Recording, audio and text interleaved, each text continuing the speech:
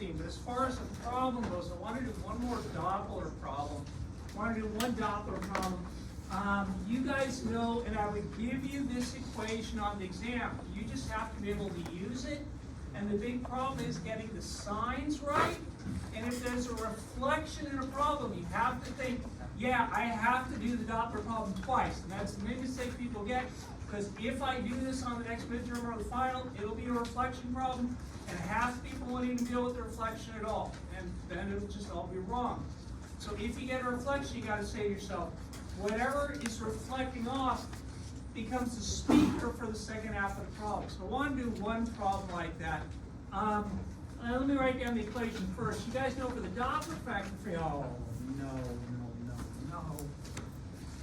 The frequency heard by the observer is going to be equal to the frequency put out by the source times the speed of sound in the material, which is constant for the material, divided by the speed of sound in the material, plus or minus how fast the observer, the thing listening, is moving, divided by, and this is weird with the minus plus and the plus minus, but I'll explain in a second, how fast the source is moving. And like I said, the way to get the signs right is you say tops, if toward,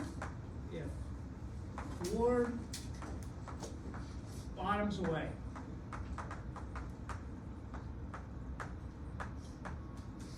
Okay, so say I get this sort of problem, and this is almost exactly the same. It wasn't last quarter, but last year. I gave this problem on final exam. I had a police car, and these numbers are ridiculous, but I had this police car, and the police car is chasing after some sort of bank robber, and they're in some sort of big truck. So the truck's like this, And the whole idea was that, if this thing makes some sort of sound, the sound will come out, hit the back of the truck, and bounce back to the police car. And what I'd like to know is what's the frequency heard by the police car, the reflected frequency back at the police car. Now I'm going to say the police car has a frequency. Let me say the frequency of the police car horn is going to be 4,000 hertz. I'm going to say the police car is going at, let's say, 110 meters per second. And let me say the getaway car is going at, let's say, 80 meters per second, like that. And like I said, the sound's going to come off of here, it's going to hit the back of the truck, it's going to bounce back. The mistake that people make over and over and over is they think that this frequency is what bounces off the back of the truck. And the tough thing about a reflection is you have to say, when there is a reflection, the sound that bounces off, the reflected sound, is what that would hear. So the way I always do it, and this is really lame, but I always say, let me put a little ear here. Say there's a little ear here and it's listening to it. What would that thing hear? Essentially, what would the frequency be heard back at the back of the truck? That becomes my source for the second half of the problem. So what is it? So like I said, you got to do a Doppler problem twice on this thing. I say, what's the frequency heard at the back of the truck? What's the frequency? This frequency going to be heard back here at the back of the truck. What would that ear hear?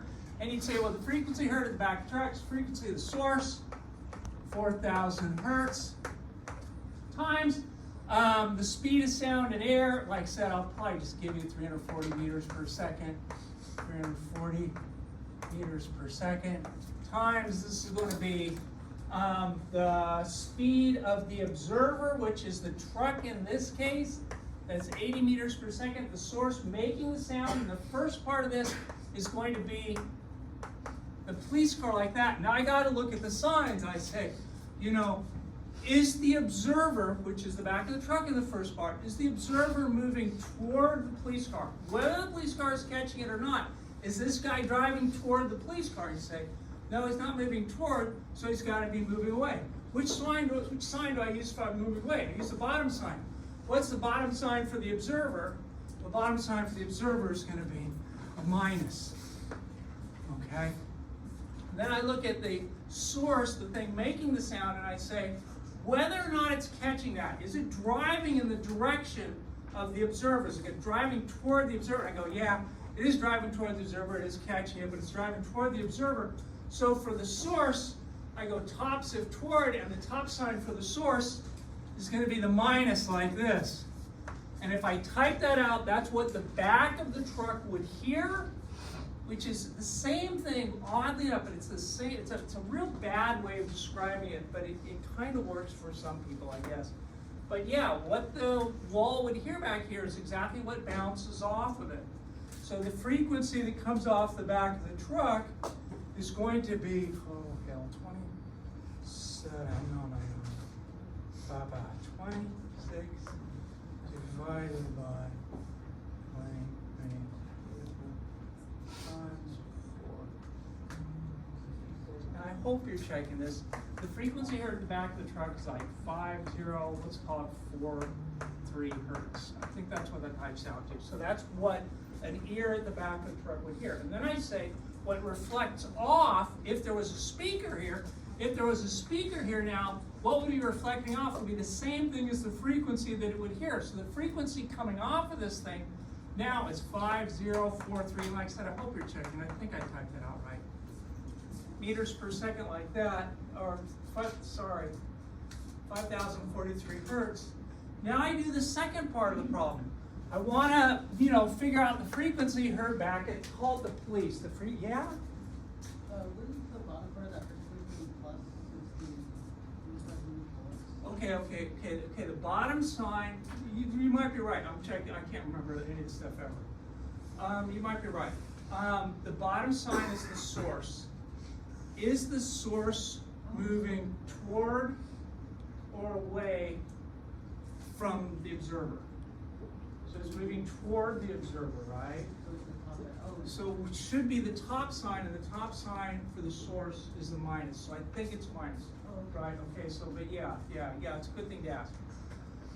The frequency heard back at the police car is going to be, well, the frequency, like I said, for the second part of, now I ignore the first part, now I pretend there's a speaker here, and I do the problem again. Say the frequency put out by the source now, which is really what the back of the truck would have heard, is 5,043 hertz, times, once again, I get that factor, speed of sound in the air, speed of sound in the air.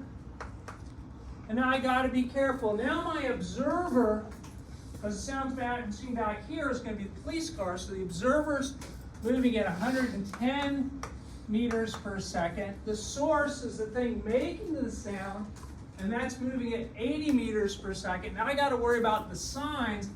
I go 80 meters per second, and I say, okay, is the observer, whether or not it's catching it, is the observer moving toward the source where the sound's coming from, the second part? You say, yeah, it's driving that direction, it's driving toward it. So I use the top shift toward, and the top sign for the observer is going to be plus. Okay, and then I got to look at the source. I say, is the source, is that moving, regardless of whether this is catching or not, is this thing moving toward the observer? And you say, well, the source is going away, so bottom's if away, and the bottom sign for the source is a plus, and if you type this out, that would be the frequency heard back at the police car, okay? Like I said, I do this, I do it a lot. It's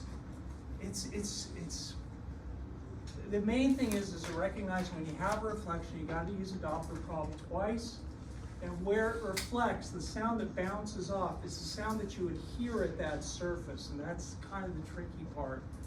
But when you type this out, you get something. This is like,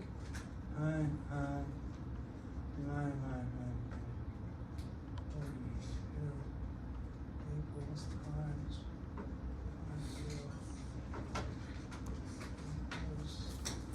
What do you get? Is it like, I think this is right, 5403 hertz, about that, something like that. I think that was right. I think that's it. Anyways, that was not a problem I wanted to do in 16. But 16 was talking about waves. And when you deal with waves, and we looked at waves in a lot of, in a real nice, simple, one-dimensional problem. But basically, I said that if you solve the wave equation, you get this sort of an answer. You get y of xt in one dimension is going to be some amplitude times the sine of kx minus omega t plus v like that. I never talked about the wave equation.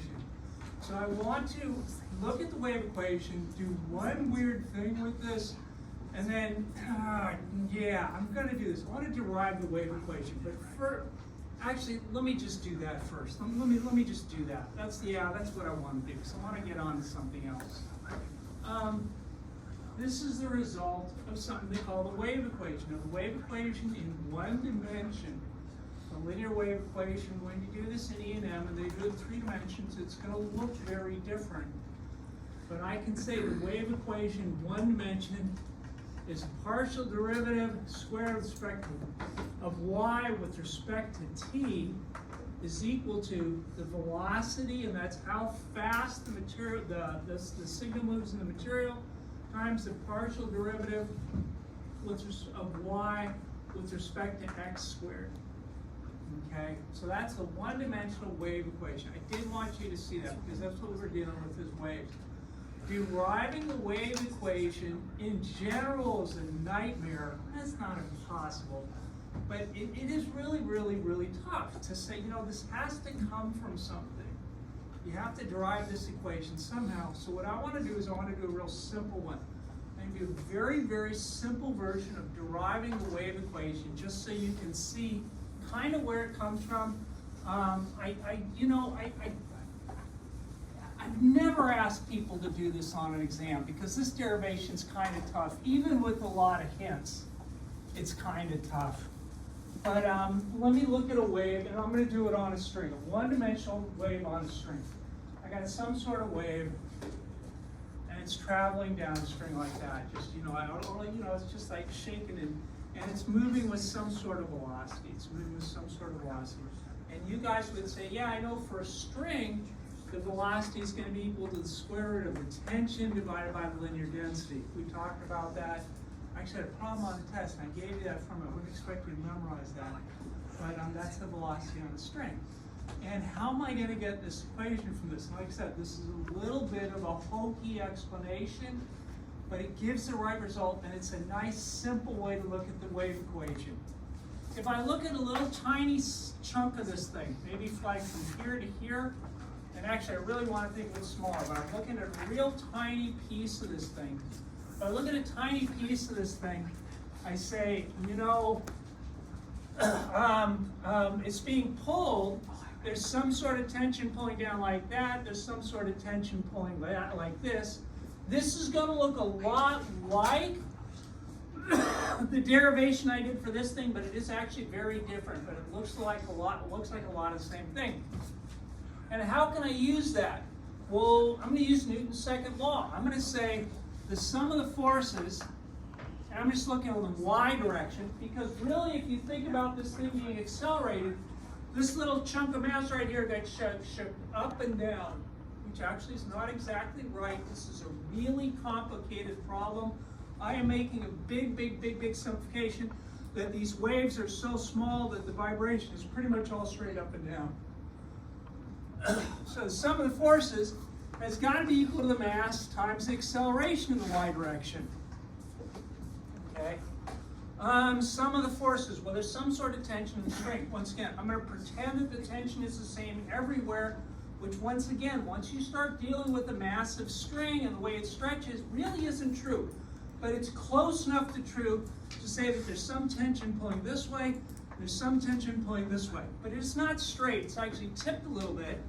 This is going to be pulling at some sort of an angle, and to get the up and down component of the tension, I'm going to multiply this times the sine of whatever that angle is. This angle is a little bit different, and to get the up and down component of velocity of the tension, I'm going to call it t times the sine of theta plus a little incremental difference in the angle, because it's a little bit different, okay? Right? It's not a straight line, it's a little bit of a curve. If I look at the sum of the forces on it, I'm looking at this thing, I would say the tension is going to be t sine of theta plus d theta minus t times the sine of theta, which is really ugly to start with. That's a really ugly thing to start with. But then I'm going to really start, like I said, making approximations, essentially cheating on this problem, which is okay. I'm going to say the angles are so small that this is really t times theta plus d theta, making that approximation that the sine of a small angle is really almost the exact same thing as the angle, minus this is going to be t times theta, that's equal to m times ay. I go, well, if I just multiply that out, the only thing that's, t times theta is going to cancel with t times theta. I really just get left with t d theta is equal to m times ay like that. Great, great, great. So what's the mass? What's the mass in this little stretch right here? You got this little stretch, and you would say, and this should make sense, you should say, you know, I know that the linear density is equal to the mass divided by the length. That was how we define linear density and use that. So you would say that the mass has got to be equal to linear density times length. That's the amount of mass right there. What's the length in this thing? Well, once again, I'm going to say, you know what? This is a real teeny tiny increment. This length right here is really, really short. And once again, the angle is really small. I drew it big so you could see it, but I'm really looking at a wave that bends kind of like that. So the thing is, this is almost essentially, almost really, really close to a straight line. And if I think of that as almost being a straight line, I can say, you know, this part here, which I'm going to call dx, is essentially the same thing as the length. And you'd say, no, it isn't. It's a little bit longer here. But like I said, I'm approximating this thing to be so flat that the amount that it goes up is so little that dx, this length long here, is almost exactly the same as the length. So the amount of mass that's there is going to be t d theta equals, this is going to be the linear density times dx times a little acceleration in the y direction. Okay. Great. What did I want to say about that right now? Yeah. To make it look nicer, I'm going to change the direction on things. I'm going to write this as mu times dx times the acceleration in the y direction, just in the y direction, equals t times d theta. And then I'm going to say, and this is really going to be kind of hard to say, I'm going to say that I'm just looking at the acceleration in the y direction. The acceleration is going to be just the acceleration in the y direction, just the y component of the acceleration is the partial derivative with respect to t squared of y. So I could go back and I could write this as mu times dx times the partial derivative squared with respect to time equals the tangent times d theta. God, what's that good for?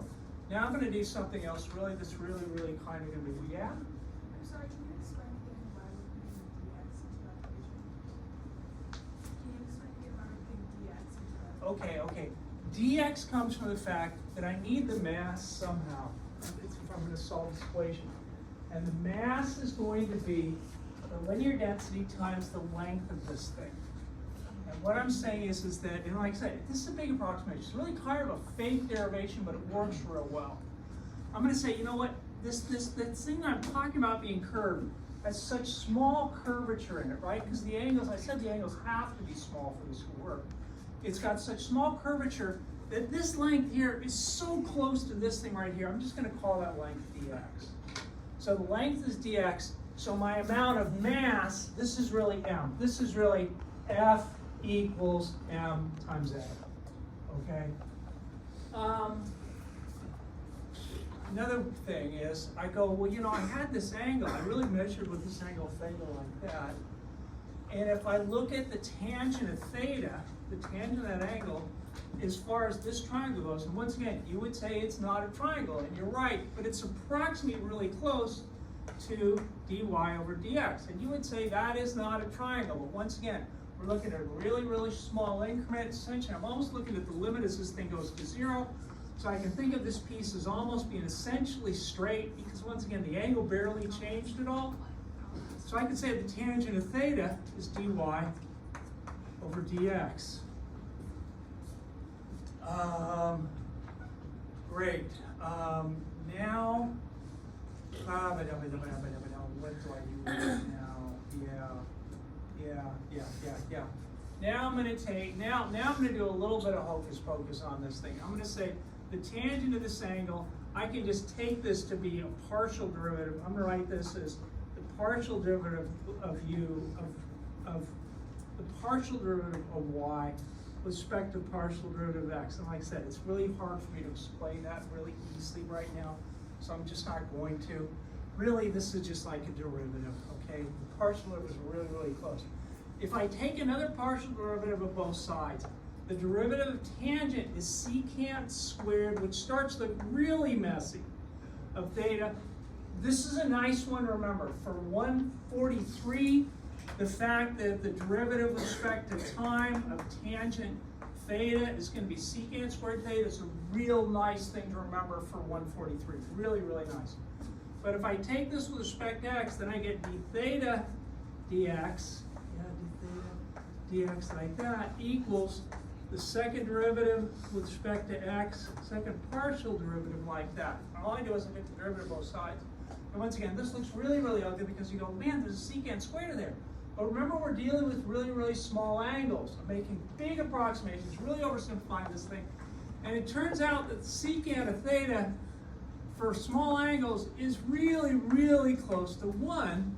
Secant squared is going to be even closer to 1. So I can say from this thing, it's weird, it's like secant squared disappears. It doesn't disappear, it turns into 1 for small angles. I can say d theta dx is equal to partial squared. Like I said, if a mathematician looked at my work right there, they'd be screaming, but this gives the right result. I go back and I can say, you know what? This is really the same thing as u times second derivative with respect to time of y equals I times d theta dx. And I know what d theta dx is. D theta dx, that's going to be this thing. So I get, let me just change it a little bit. I'm just going to move this down here. Okay, and this is a t. That's a t, I'm sorry. dt squared equals t over mu times, this is going to be d squared y dx squared like that. And you would say, wait a minute, we're looking at a string, and I said that the velocity is square root of the tension divided by the linear density. So this really has to be the velocity squared. So I get the partial derivative of y with respect to t twice is equal to v squared times the partial derivative with respect to x, the second partial derivative with respect to x of y also, which is the wave equation. Once again, I've never ever asked anybody to do that, and that's a cheap way to show the wave equation. It really is a cheap way. To be honest, that is the easiest way I have ever seen a derivation for the wave equation. But it's nice to just see it because it'll come up again, and next time it's going to be a lot worse. Next time it'll be a lot worse. Yeah, so I want to go to chapter 17. Chapter 17 is on waves. Again, you'd say, why are we doing waves again? In chapter 16, we just looked at waves. I just talked about waves and different things about waves. In chapter 17, what we're going to do is we're going to look at wave interference. When I have more than one wave and they're running into one another. This sort of thing, where I have some sort of wave here. I got one wave. I got this wave going this way, and I got another wave, and they interfere with each other, and I get some combined effect of the two waves. Once again, it's something you guys have seen before. When you go down to the ocean, you see one wave traveling in one direction. If there's another wave traveling the other direction, they like pass through each other. What's interesting is what they do when they're both in the same place. It's something called the principle of superposition. This is chapter 17, and the main idea, the principle of superposition, the main idea is that when two waves are in the same place, the amplitudes add linearly. Principle of superposition, when two waves, two or more waves, we're only going to do two because the math just gets awful when you start. Actually, I will talk a little bit about multiple waves a little bit. We're going to do a diffraction grating, which is really lots and lots of waves, but just don't worry about it. When two or more waves are in the same place,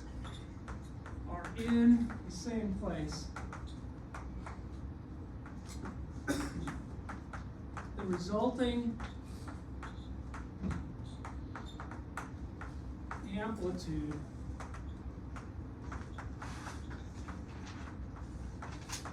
is a linear sum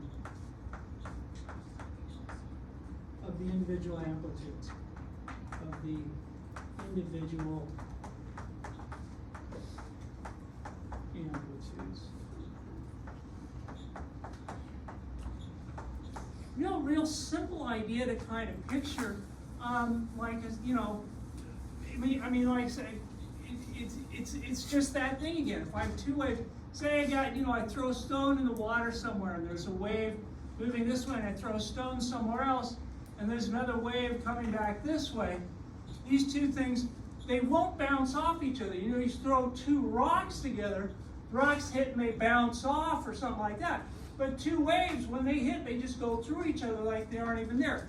If I looked at this later on, if I call this wave A and this wave B, if I looked at this later on, wave B would be over here somewhere, traveling off in its velocity. Wave A would be like here, like this. A lot of things you could ask about this if you were doing it in 3 dimensions, which I really won't, because as a wave travels, it has to lose energy, it has to lose amplitude. We're just going to pretend all our waves are one-dimensional right now. It just makes the math easier to deal with. What's interesting is when they're both in the same place. At some point in between, you can kind of picture this wave's going this way, this wave's going this way. They wound up in the same place. When they're both in the same place like this, wave A's here, and wave B is in the same place, my resulting wave is something like this. They just add up. They just add up just exactly like this. I got these two waves that have a certain amplitude like this. When this peak meets this peak right here, see how the two waves just added up they just add up really linearly. It's actually really nice. And I could do that. I could talk about interference in more than one dimension. Might, maybe will. So you can get constructive interference like this, where the two things add together, which is really nice. Or you can get destructive interference.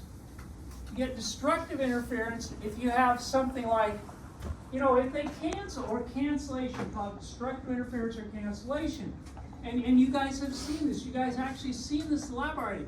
If I have one wave going like this, I have one wave A going like that, and say I have another wave like this, just a dip in the water, B and B's going like this, at some time in the future when they're at the same place, wave A will look something like this.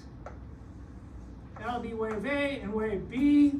And wave A is going like that, and wave B looks something like this. Wave B is coming back like that. But the thing is when you look at the surface, they cancel each other out. This up part here cancels this down part, and there is no wave. And that's really weird. It's almost like the wave disappeared. For an instant, you would look at it and say the wave disappeared. But then later on, when I look at this thing, I go later on, this wave B is traveling off this way, and wave A is over here traveling off this way.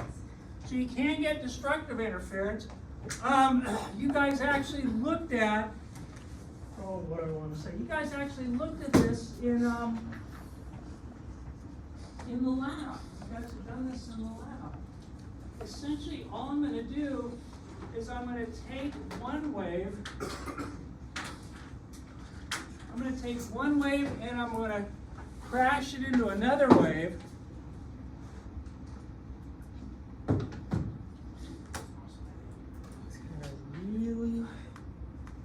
Really guessing that the resonance is around 5, but I don't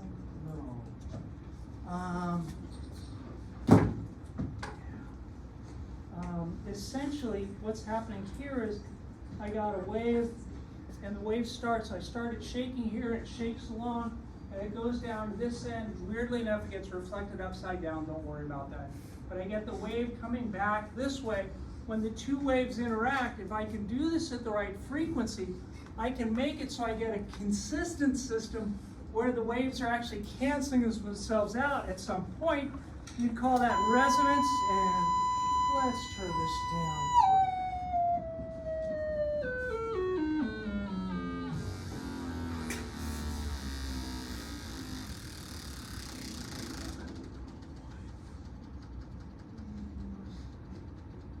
yeah, that's about,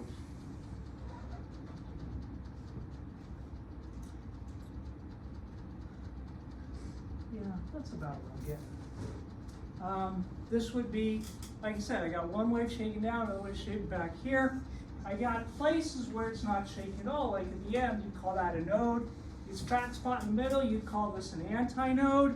This is a node down here. If I turn up and this was, yeah, that looks good. Let's go up here.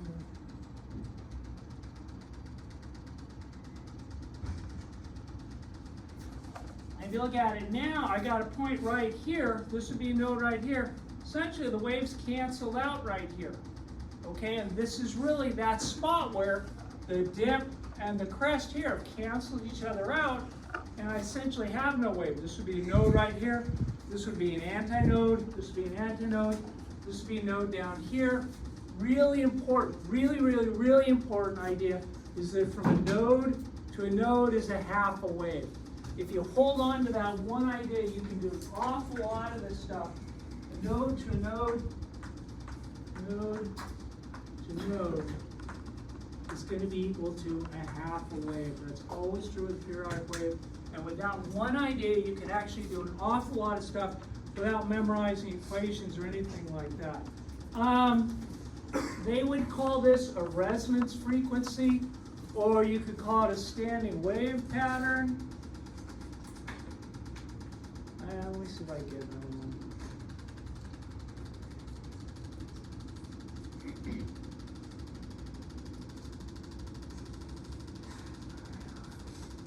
Okay, yeah, this, you had noticed before that when I had my first resonance pattern looked something like this. I just had a node here, and I had great big, oh, my teeth are gonna fall out. Yeah, Pat, you get this. Antinode like that. This would be my very first resonance. They tend to use ends to stand for the resonances for certain types, for like a string tied at both ends. You can call it anything you want to. You call it P or J or I or whatever. You use N for it. That second resonance I saw looked something like this. I had two big antinodes here. I had the node right here, the node right here. This would be my second resonance, or you could say your second harmonic, or you could say your second standing wave pattern. Any one of those are fine.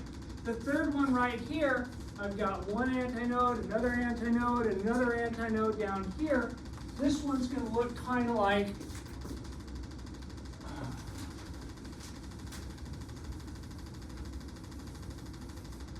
this one basically looks like this. I've got a nodes at the end, it's tied and fixed at the end. I have these two spots here, essentially right here where it's really not moving, and right here where it's really not moving. I call those the nodes, the antinodes, these fat spots in here.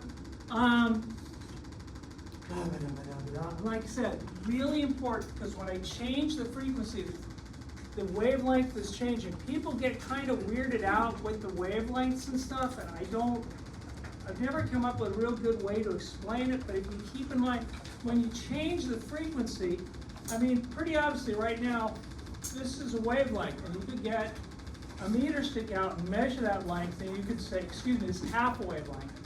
And you can measure that, and the thing that's kind of weird is if I go up to the next resonance, which is going to be about